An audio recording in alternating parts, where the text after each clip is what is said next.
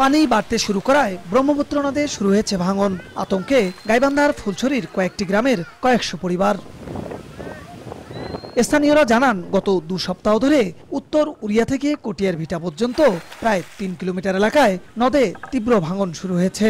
ঝুঁকিতে কটিয়ার ভিটা সরকারি প্রাথমিক বিদ্যালয়, চরকালাসোনা সরকারি প্রাথমিক বিদ্যালয় সহ বেশ কয়েকটি স্কুল, কয়েকশো বসতবাড়ি, একটি বাজার, কবরস্থান, মসজিদ সহ বিভিন্ন স্থাপনা ও আবাদি জমি।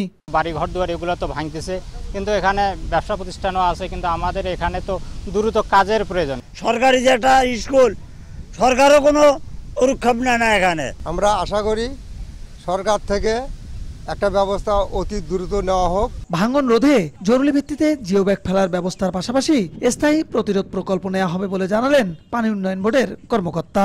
কটিয়ার ভিটাতে যে একটি সরকারি প্রাথমিক বিদ্যালয় সহ ওখানে যে বসত বাড়ি আছে সেগুলো যেন নদীগর্ভে বিলীন হয়ে না যায় সে বিষয়ে হচ্ছে যে আমার তত্ত্বাবধায়ক প্রকৌশলী মহোদয় নির্দেশনা প্রদান করে গেছেন। আমরা আমাদের দপ্তরে মজুতকৃত জিও ব্যাগ দিয়ে সেখানে ভাঙন প্রশমনের জন্য প্রয়োজনীয় উদ্যোগ গ্রহণ করতেছি। প্রতি বছর বর্ষা এলেই নদী ভাঙনে ভিটামাটি হারানোর আতঙ্কে পড়েন ব্রহ্মপুত্র পাড়ের ফুলছড়ি সহ 3 উপজেলার কয়েক হাজার মানুষ।